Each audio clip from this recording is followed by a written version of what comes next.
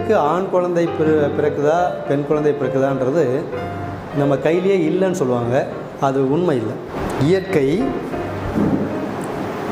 2 million விந்தணுவில் ஒரு திறமையான விந்தணுவை select பண்ணுது. எவ்வளோ செலவு! ஒரு சுவிட்சு போட முடியாத நீங்கள் எவ்வளோ செலவு பண்ணுறதுக்கு ரெடியாக இருக்குது. ஒயரே கனெக்ட் பண்ணல எப்படி சார் லைட் எரியும்? காம்ப்ளிகேஷனே இல்லை, ரொம்ப சிம்பிள். ரொம்ப கடவுள் வந்து பெண்களுக்கு காம்ப்ளிகேட்டாக படைச்ச மாதிரி படைக்கலை. டேக் இட் கிராண்டட் மாதிரி கையில் கொடுத்துட்டோம்.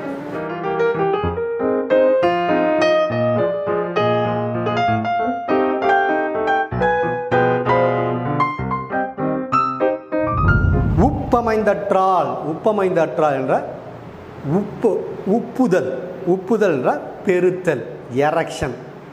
இது வந்து ஃபீமேல் எரக்ஷனை குறிக்கக்கூடிய ஒரு வார்த்தை. உப்பமைந்தற்றால் எரக்ஷன் ஆகாத புலவி, இன்டர்கோர்ஸ், அது சிறிது. எரக்ஷன் ஆகாமல் அது சின்னதாக இருக்கிறப்பயே நீ இன்டர்கோர்ஸ் பண்ணினா. மிக்கற்றால் அது எரக்ஷன் ஆவற மடிக்கும் நீள விடல், ப்ரீப்ளே பண்ணு. இதுதான் இந்த குறளுக்கு உள்ள நுணுக்கமான கருத்தரிப்பதற்கான பொருள். இல்லை இந்த பொருள் நீங்கள் தப்புன்னு நினச்சாலும் நான் இப்போ அதை படிக்கிறேன், நீங்கள் தப்புன்னு நான் சொல்கிறதுல ஏதாவது தப்புன்னு. உப்பமைந்தற்றால்னா கம்ப்ளீட் எரக்ஷன். உப்புதல் என்றால் எரக்ஷன். உப்பமைந்தற்றால் இதில் உப்புன்னு வச்சு ஒரு பொழிப்புரை இருக்கும். சமையலில் உப்பு பயன்படுத்துகிறோம், உப்பு அளவுக்கு மீறி பயன்படுத்தினா அப்படின்னு ஒரு பொழிப்புரை இருக்கும். நான் இங்கே உப்பமைந்தற்றால்ன்றதை பார்க்குறது எரக்ஷன்னு பார்க்குறேன். உப்பமைந்தற்றால் எரக்ஷன் ஆகாத கலவி, அது சரியாக எரக்ஷன் ஆகலைன்னா மிக்கற்றால் நீள விடல், அது எரக்ஷன் ஆகிற மணிக்கும் வெயிட் பண்ணு, அப்போ தான் குழந்தை நிற்கும்.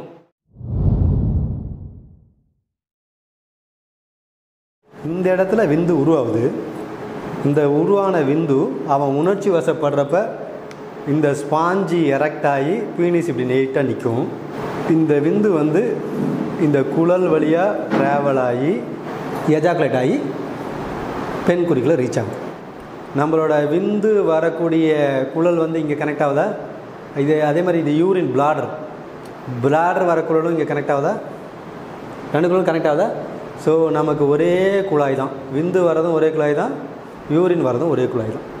இந்த விந்து வரப்போ இந்த யூரின் இந்த இடத்துல அது தானாகவே சுருங்கிக்கும், யூரின் வராது. அதே மாதிரி யூரின் வரப்போ எந்த காரணத்தை கொண்டும் அது ஏதாவது டிசீஸ் கண்டிஷனில் தான் விந்தும் கலந்து வரும். மற்றபடி ஒன்றுக்கு ஒன்றா கலந்து வராது. ஸோ ஆண்களோட உடற்கூறியல் இந்த இதை பொறுத்த முடிக்கும் ரொம்ப சிம்பிள். சரிங்களா? நம்ம உடம்புல இருக்கக்கூடிய 2 மில்லியன் ஸ்பெர்ம் எப்படி உள்ளே போகுதுன்னு பாருங்கள். ஸோ அது ட்ராவல் ஆகிறப்ப 3 இடத்த அது கிராஸ் பண்ணி போகுது. 3 இடம் என்னென்னு சொல்கிறேன். சாதாரண வெஜைனா யுட்ரஸோட லோவர் பார்ட்டு, யுட்ரஸோட அப்பர் பார்ட், இந்த 3த்தையும் கிளாஸ் ஆகி உள்ளே போகுது. அதெல்லாம் நான் பிறகு அனாட்டமியில் காட்டுறேன். ஸோ செர்விக்ஸுக்கு போகிறப்ப மோஸ்ட்லி கூட வந்த விந்தணு தான், ஆனால் அதெல்லாம் டெத் ஆகி நிற்கிது இல்லையா? அந்த விந்துக்கு இருக்கக்கூடிய எதிர்ப்பு சக்தியை வச்சுட்டு அது டெவலப் ஆகிட்டு போகுது. அது இல்லாமல் அங்கே அதை அழிக்கக்கூடிய மேக்ரோஃபேஜஸ்னு சில செல்கள் கருப்பையிலே இருக்குது. இதெல்லாம் இப்போ அழியுது. ஒன்று மாட்டிக்கிச்சு பார்த்தீங்களா? அது வந்து விந்தணு அழியுது. எல்லா விந்தணுவையும் உள்ளே விட்டுறாது. எது? கருப்பை.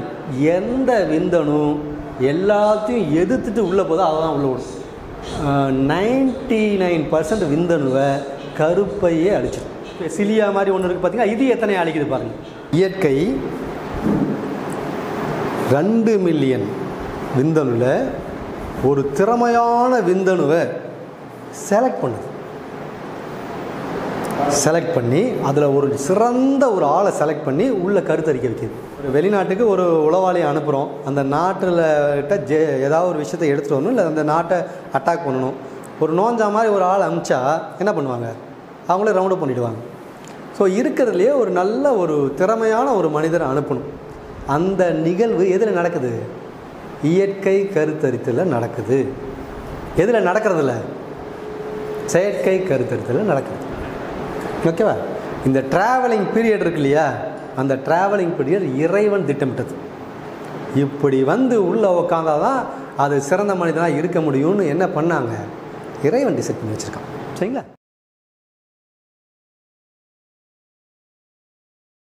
இப்போ வந்து இந்த பெண் கரு உறுப்பு இதை பற்றி ஒரு சின்ன எக்ஸ்ப்ளனேஷன். இதுதான் வெஜைனா இல்லையா, நம்ம உடலுறவு கொள்கிற பாதை. இந்த வெஜைனா வந்து அந்த ஸ்பெர்ம் ட்ராவலிங் பீரியட் காமிச்சேன். இங்கே வரப்போ கோடி கணக்கில் மில்லியன் கணக்கில் என்ட்ரு ஆகுதுன்றது இந்த ஏரியா தான். இந்த இடத்துல போனால் அந்த மேக்ரோஃபேஜஸ் எல்லாம் சாவடிக்கிறது, சிலியா அதை மீறி போனால் சிலியா சாவடிக்கிறது. மேக்ரோஃபேஜஸ் சிலியாவெல்லாம் தாண்டி இங்கே வரப்போ தான் ஆக்சுவலாக இங்கே தான் கருமுட்டை வெயிட் பண்ணும். கருமுட்டை வெயிட் பண்ணுற இடம் இது. இந்த சினை, இதில் கரு முட்டை உருவாகிற இடம் சினை முட்டை. ஓகேவா, சினை முட்டை உருவாகிற இடம் ஃபாலிக்கிள்ஸ். அது வந்து அந்த ஓவி டக்டில் வந்து இந்த ஓவரிசிலேருந்து, ஓவரினா சினை முட்டை, இங்கேருந்து வந்து அந்த ஓவா இங்கே வெயிட் பண்ணும். இந்த இடத்த விட்டு இந்த இடத்துல வெயிட் பண்ணும். அந்த இடத்துல வெயிட் பண்ணுறத விந்தணு இங்கேருந்து வந்து இங்கெல்லாம் பல பேரை சாவடிச்சுட்டு இங்கேருந்து ஒரு 15-20 பேர் மட்டும் இந்த ரூட்டில் என்ட்ராவாங்க. இந்த ரூட்டில் என்ட்ராகி இங்கே என்னவாங்க, கருவாகி உருவாவாங்க.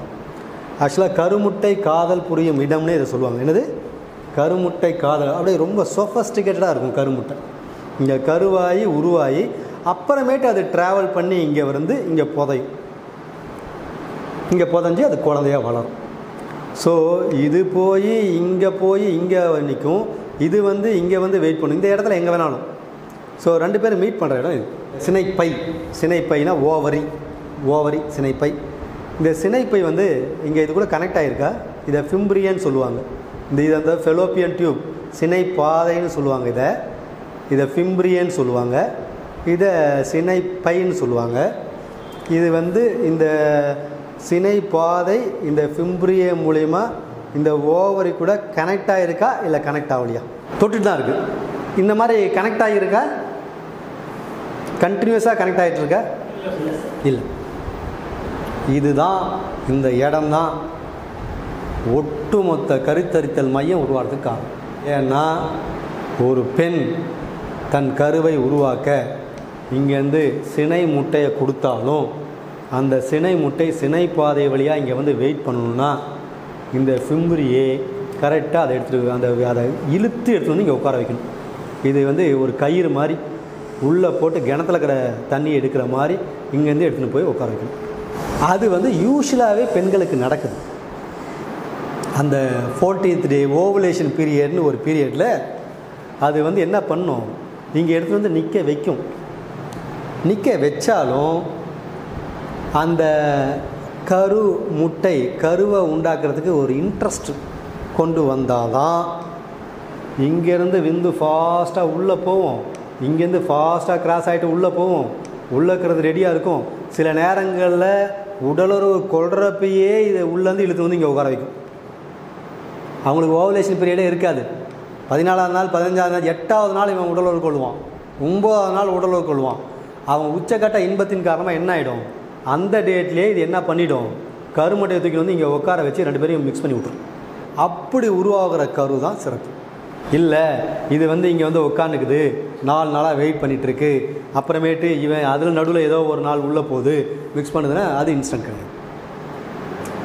ஸோ இந்த இன்ஸ்டன்ட் தெரியலன்றதுனால இங்கே இந்த நிறைய பேர் இந்த கருமுட்டையை உடலுறவு கொள்கிறப்ப கருமுட்டையே இங்கேருந்து இங்கே போகாது. இது கனெக்டே ஆகாது. ஒயரே கனெக்ட் பண்ணல எப்படி சார் லைட் எரியும்? இதுதான் என்னது கருத்தரித்தல் மையங்கள் உருவான காரணம். அடிப்படை விஷயத்தையும் சொல்லிடலாம். ஒரு ஆண் உண்டாகிறதோ பெண் உண்டாகிறதோ அறிவியல் அடிப்படையில் இப்படி தான் எக்ஸ்பிளைன் பண்ணியிருக்காங்க. எப்படி எக்ஸ்பிளைன் பண்ணியிருக்கேன்னா, ஒரு ஆண்கிட்டேருந்து YXன்னு 2 குரோமோசோம் உண்டாகும். அதே பெண்ணுக்கிட்டேருந்து உருவாகிற 2 குரோமோசோமும் XX. ஸோ இது ரெண்டும் மிக்ஸ் ஆகிறப்ப ஒய்யும் இந்த எக்ஸும் சேர்ந்தால் XY ஒரு ஆண் உண்டாகும். அதே இதில் இருக்கிற ஒரு எக்ஸும் இதில் இருக்கிற ஒரு எக்ஸும் சேர்ந்தால் XX பெண் உண்டாகிடும். ஸோ ஒரு ஆணுக்கிட்டேருந்தும் பெண்ணுக்கிட்டேருந்தும் ஒரு ஆணோ பெண்ணோ உண்டாகிறது அந்த செல்லில் இருக்கிற மாற்றம், அந்த குரோமோசோமில் எப்படி அட்டாச் ஆகுதுன்றதை பொறுத்து இருக்குது. XX சேர்ந்தால் பெண்ணு, இந்த எக்ஸும் இந்த எக்ஸும் சேர்ந்தால் பெண்ணு, இந்த ஒய்யும் இந்த எக்ஸும் சேர்ந்தால் ஆண், இந்த ஒய்யும் இந்த எக்ஸும் சேர்ந்தால் ஆண். ஸோ ஒய் இருந்தால் ஆண். பெண்ணுக்கு ஆண் குழந்தை பிறக்குதா பெண் குழந்தை பிறக்குதான்றது நம்ம கையிலேயே இல்லைன்னு சொல்லுவாங்க. அது உண்மை இல்லை. அதில் சித்தர்கள் ஒரு விஷயம் சொல்லியிருக்காங்க. என்ன சொல்லியிருக்காங்கன்னா, ஆண்மிகில் ஆணாம் பெண்மிகில் பெண்ணாம் அப்படின்னு ஒரு கான்செப்ட் சொல்லியிருக்காங்க. ஆண்மிகள் ஆணாம் பெண்மிகள் பெண்ணாம் அப்படின்னா என்னென்னா, உடலுறவு கொள்கிறப்ப யார் உச்சக்கட்ட உணர்ச்சியில் இருக்காங்களோ, யார் டாமினேட் பண்ணுறாங்களோ அந்த குழந்தை பிறக்கும். அந்த உடலுறவில் அந்த பெண்ணு தான் டாமினண்ட்டாக இருக்கா, பெண்ணு தான் உச்சக்கட்ட உணர்வில் இருக்கான்னா பெண் குழந்தை பிறந்துடும். ஆண் தான் உச்சக்கட்ட உணர்வில் இருக்கா, ஆண் தான் டாமினேட்டாக இருக்கான்னா ஆண் குழந்தை பிறந்துடும். இது வந்து சித்தர் ஆண்மிகள் ஆணாம் பெண்மிகள் பெண்ணாம் அப்படின்றது சித்தரோட பாட்டு. பட் மாடர்ன் சயின்ஸு அதை சொல்லலை. மாடர்ன் சயின்ஸு எது வேணாலும் பிறக்கலாம் அப்படின்ற மாதிரி தான் சொல்லியிருக்கு. சரிங்களா? இப்போ இந்த பல்பு எரியல, ஒரு பல்பு எரியல, நீங்கள் என்ன பண்ணுவீங்க? இமீடியட்டாக ஒரு பல்பு எரியலாம் என்ன பண்ணுவீங்க? ஃபியூஸ் போகணும். ஃபியூஸ் போகாத பல்பு அதை சொல்லிடுறேன். ஃபஸ்ட்டு பல்பு மாற்றணும்னு சொல்லி பல்பு மாற்றணும்னு சொல்லிட்டீங்கன்னா பிரச்சனையே ஓவர் ஆகிடும். ஃபியூஸ் போகாத பல்பு எரியல, கனெக்ஷன் கரெக்டாக இருக்கா, சுவிட்ச் போட்டிருக்கான். ஃபஸ்ட்டு இது தான். பட் எனக்கு ஒரு இன்சிடென்ட் நடந்தது. அது ஒரு கதை தான். நான் ஒரு ஒர்க் பண்ணுற இடத்துல என்னாச்சுன்னா, ஒரு நிறைய குரூப் ஆஃப் ஸ்டூடெண்ட்டு உட்காந்து படிச்சுட்ருக்காங்க. படிச்சுட்ருக்கப்போ அந்த எல்லாம் கொஞ்சம் பெரிய பெரிய வசதியான ஸ்டூடெண்ட்னு வச்சுக்கோங்களேன். ஒரு அந்த படிக்கிற இடத்துக்கு ஒரு சின்ன இன்சார்ஜ் நான், அந்த பசங்களாம் படிக்கிற இடத்துக்கு. அங்கேருந்து என்னை கூப்பிட்டு அந்த இடத்துல ஃபேன் ஓடலை, இப்போ பல்பு இல்லை, ஃபேன் ஓடலை, அதை இம்மீடியட்டாக போய் பார்த்து ரெடி பண்ணு ஓகே அப்படின்னு என்னை சொல்லி அனுப்புகிறாங்க. உடனே நான் வந்து இன்சார்ஜ் தான், நான் டெக்னிக்கல் பர்சன் கிடையாது. உடனே நான் கீழே போயிட்டு அந்த ஏஇ இன்ஜினியர், அந்த ஹாலுக்கான ஏஇ இன்ஜினியரு, அந்த ஆளுக்கான யாராவது மேலே கீழே ஏறணும் அப்படின்னா அதுக்கு கூட ஹெல்ப் பண்ணுறதுக்கு ஒரு 2 பசங்க, யார் எலக்ட்ரிஷியன் 2 பசங்க கூட்டிக்கிட்டு ஒரு 3 பேரை கூட்டிக்கிட்டு நான் 4 பேர் போகிறோம். எங்கள் அந்த ரீடிங் ஹாலுக்கு போகிறோம். ரீடிங் ஹால்னா அங்கே போனால் படிச்சுட்டு இருந்தாங்க. என்ன சார் பிரச்சனை? நேராக அந்த படிக்கிறவங்ககிட்டே போயிட்டோம். யார் கம்ப்ளைண்ட் பண்ணாரோ அவர்கிட்டே போயிட்டோம். என்ன சார் பிரச்சனை? ஒரு வாரமாக இந்த ஃபேன் ஓடலை, நான் எத்தனையோ முறை சொல்லிட்டேன், யாரும் வந்து ரெடி பண்ணு. அதனால தான் நேராக மேல் இடத்துலேயே பார்த்து கம்ப்ளைண்ட் பண்ணிட்டேன். ஸோ ஒரு மேல் இடத்துல கம்ப்ளைண்ட் பண்ண அடியில் என்னாச்சு, என்னை கூப்பிட்டு நீ தானே இன்சார்ஜ், ஏன் இத்தனை நாளாக பார்க்குற, உடனே போய் இப்போ ரெடி பண்ணல. போய் அங்கே போய் நின்ன பிறகு ஒரு எலக்ட்ரிஷியன் பையன் இருக்கான்ல, அவன் நேராக போனான் சுவிட்ச் போர்டாண்ட, சுவிட்சை போட்டால் ஃபேன் ஓடுது. சுவிட்சை கூட போடாமல் ஃபேன் ஓடணும் ஒரு வாரமாக சொல்லிகிட்ருக்கியே, ஒரு நாளாவது இருக்கிற சுவிட்சை உனக்கு எந்த சுவிட்சுன்னு தெரியலனா அட்லீஸ்ட் எல்லா சுவிட்சாக போட்டு பார்த்துருக்கணுமா இல்லையா?